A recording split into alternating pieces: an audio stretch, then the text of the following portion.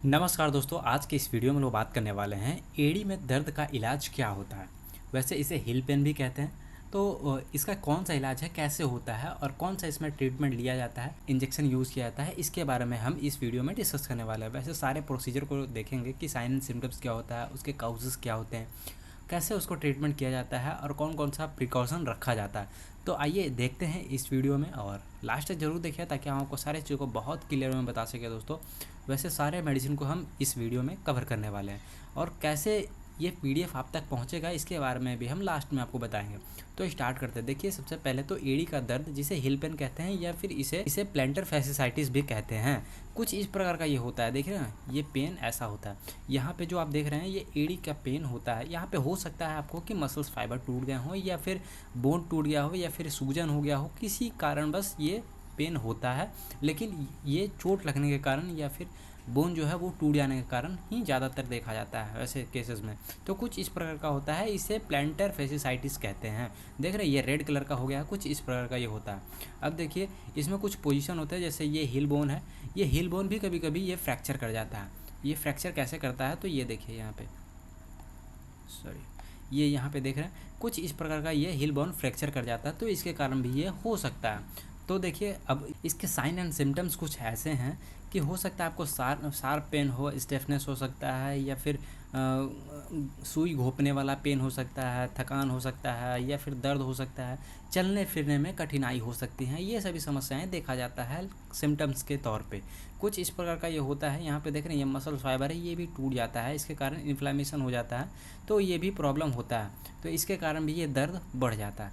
तो कुछ इस प्रकार का यहाँ पे देखिए, ये आपको दिखाई दे रहा है, इस एरिया में ये वाला जो एरिया है ये पेन हो रहा है, तो समझिए कि ये इन्फ्लामेशन हो गया है, किसी कारण बस सूज गया है, मसल्स फाइबर टूट गए हैं, यहाँ पे टेंडनोसिस हो जाता है, तब होता है। अब देखिए, यहाँ पे कुछ प्लेंटर फेसिसाइटिस को बोलते हैं, इसके कारण ये दर्द हो सकता है, या फिर टेंडोनाइटिस होता है, उसमें हो सकता है हिल एकेन है, या फिर बर्साइटिस हो गया, फ्रैक्चर हो गया है, या फिर टनल सिंड्रोम है, टार्सल टनल सिंड्रोम है, गंभीर रोग है, गठिया है, मोटापा है, ओबेसिटी जिसको बोलते हैं, या फिर इम्प्रॉपर फुटर है, तब ये प्रॉब्लम हो सकता है। अब देखिए, इसके ट्रीटमेंट में हम बात करते हैं तो कौन कौन सा ट्रीटमेंट इसमें यूज़ किया जाता है। तो हो सकता है आप उसमें सबसे पहले तो इंजेक्शन के फॉर्म में दिया जाता है। जब किसी को दर्द बर्दाश्त ना हो रहा हो तो उस समय सबसे पहले डेक्सोना के साथ डाइक्लोफेनिक का यूज़ किया जाता है। यहाँ पे देख रहे हैं, ये डाइक्लोटल AQ के नाम से अवेलेबल होता है, ये मसल्स में दिया जाता है ये इंजेक्शन को। तो यहाँ पे देखिए, इसके साथ डेक्सोना को मिक्स करके और दिया जाए तो इन्फ्लेमेशन को भी दूर करता है और ये दर्द को भी कम करने में मदद करता है। वैसे ये स्टेरॉइड मेडिसिन इंजेक्शन है और ये जो आप देख रहे हैं ये दर्द का है, दर्द के लिए यूज़ किया जाता है। इसका कॉम्पोजिशन का बात करें तो ये डाइक्लोफेनिक इसका कॉम्पोजिशन होता है और ये डेक्सोना जो है इसका डेक्सामेथासोन और सोडियम फॉस्फेट इसमें मिला होता है, तो ऐसा कुछ ये होता है। अब यहाँ पे देख रहे हैं, तीसरा जो टैबलेट है ये टैबलेट फॉर्म में है, ये एसिक्लोफेनिक एसआर के नाम से होता है।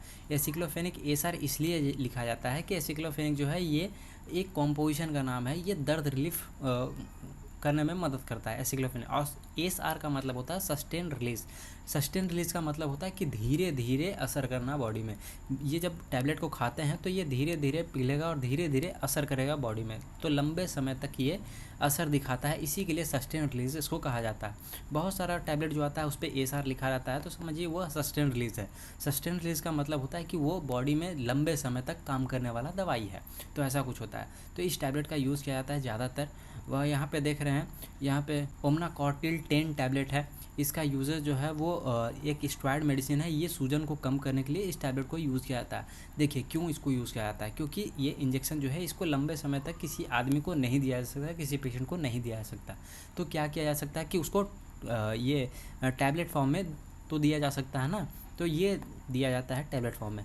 तो ये प्रेडनिसोलोन डिस्पर्सिबल टैबलेट के नाम से अवेलेबल होता है, ये इसका यूज़ किया जाता है। अब एक जो जेल होता है जिसका नाम है डेक्लोकाइंड के नाम से ये अवेलेबल होता है। इसका अगर ब्रांड नेम बात करें तो डेक्लोकाइंड ही है, और ये इसके कॉम्पोजिशन का बात करें तो डाइक्लोफेनिक मिला होता है और मिथाइल सैलिसाइलेट मिला होता है। तो ये दोनों मिलके ये जेल तैयार होता है। तो ये यूज़ किया जाता है सरफेस पे, जहाँ पे दर्द हो रहा है तो वहाँ पे यूज़ किया जाता है। बहुत अच्छा काम करता है ये।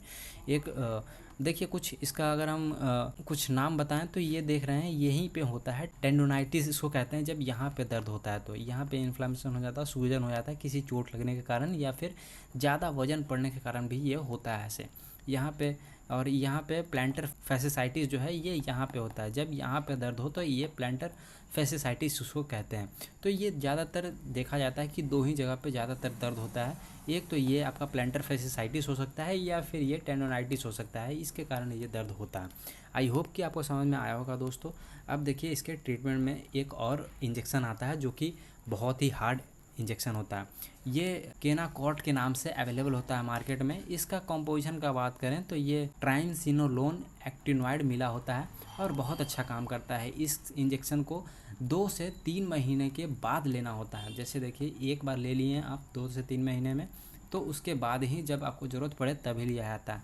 वैसे मैक्सिमम 3 इंजेक्शन तक इसको यूज़ किया जाता है और ये 1 ml का इंजेक्शन होता है। 3 महीने में एक बार लीजिए, दूसरा बार 3 महीने के बाद, मतलब कि तीसरा बार 3 महीने के बाद, 9 महीने में 3 इंजेक्शन का यूज़ किया जाता है मैक्सिमम।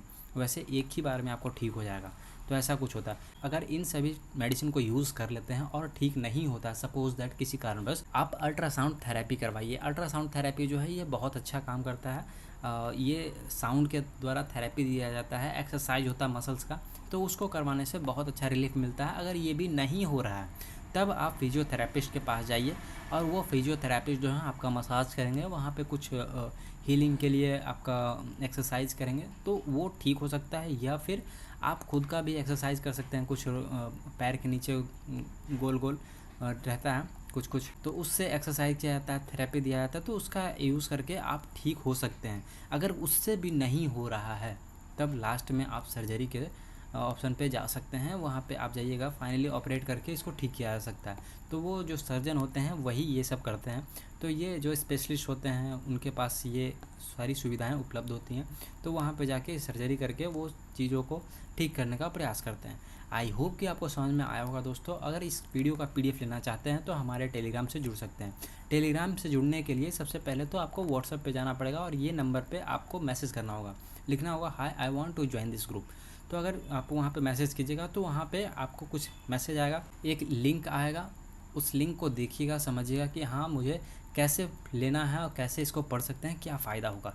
अगर उसको देखने के बाद अगर आपको लगता है कि लेना चाहिए तो आप 499 का पेमेंट करके, एक ही बार पेमेंट करना होता है, 499 का पेमेंट करके आप हमारे टेलीग्राम से जुड़ सकते हैं। वहाँ पे मैसेज कीजिएगा तो वहाँ पे सारा डिटेल आ जाएगा और जुड़ने के बाद आप सारे वीडियोस के PDF को एक्सेस कर सकते हैं, पढ़ सकते हैं, समझ सकते हैं और आपके काम का हो तो सीख सकते हैं। ये स्पेशली मेडिकल स्टूडेंट के लिए और प्रैक्टिशनर जो डॉक्टर होते हैं उनके लिए बनाया जाता है। आई होप कि आपको समझ में आया होगा। मिलते हैं किसी और वीडियो में, तब तक के लिए धन्यवाद। जय हिंद दोस्तों।